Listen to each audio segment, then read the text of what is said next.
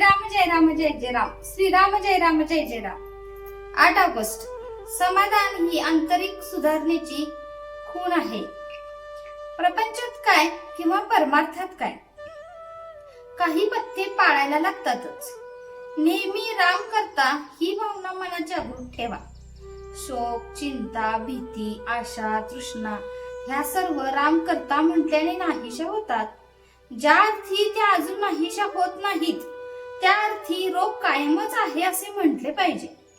तरी आजपासून या घटकेपासून नामात राहण्याचा निश्चय करा आणि राम करता ही भावना दृढ करा. कुणी आपल्याला बरे म्हटले की तेवढ्या पुरते बरे वाटते, ते समाधान म्हणता येईल का? जे मिळाल्याने दुसरे काही हवेसे वाटणार नाही ते समाधान. समाधान ही आंतरिक सुधारणेची खूणच आहे. ते मिळवण्यासाठी प्रपंच सोडण्याची जरुरी नाही. प्रपंच सोडून कितीही लांब गेले तरी त्याची आठवण येतेच. तेव्हा तसा तो सोडता येत नाही. तो एक राम म्हटल्याने सुटू शकेल. कोणतेही कर्म करताना भगवंताच्या नामात करा. त्यामुळे समाधान मिळून मनुष्य सुख दुःखाच्या द्वंद्वात गुरफटला जाणार नाही.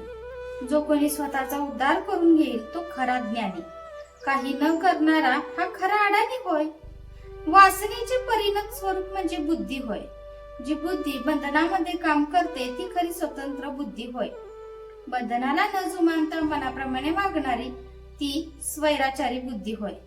वासना नष्ट होणे म्हणजे देहबुद्धी नष्ट होणे होय. प्रापंचिक मनुष्याला विषय टाकता येतील हे शक्य नाही. त्याचे विषयाचे प्रेम रक्तात इतके भिनले आहे की ते काढून टाकायला सूक्ष्म अस्त्र पाहिजे.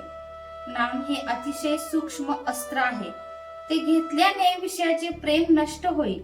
खरोखर थोडा मनापासून निश्चय करा. तो परमात्मा फार दयाळू आहे. तो खात्रीने आपल्या निश्चयाच्या पाठीशी राहील. दोष न पाहताही जो दुसऱ्याला जवळ करतो तो दयाळू खरा. भगवंत अत्यंत दयाळू आहे. त्याच्या नामाच्या सहवासात राहिल्याने देहावरचे प्रेम नष्ट होईल आणि देहावरचे प्रेम नष्ट झाले की संसारावरचे प्रेम कमी होईल आणि आपल्याला सर्वत्र राम दिसू लागेल. प्रत्येक जीवाची ओढ चिरंतन समाधानाकडेच असते. ती ओढ परमेश्वर प्राप्तीनेच पुरी होऊ शकते. ही प्राप्ती व्हायला अत्यंत सुलभ साधन जर कोणते असेल आणि त्याचा सतत सहवास जर कशाने लाभत असेल तर एका नामानेच. ज्याने नाम हृदयात अखंड बाळगले त्याला सर्वत्र परमेश्वरच दिसेल.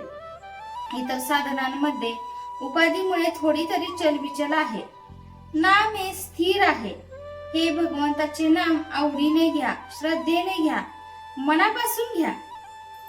जय जय रघुवीर समर्थ. आजचे बोधवाक्य. अखंड नामस्मरणात राहा, किती समाधान राहील.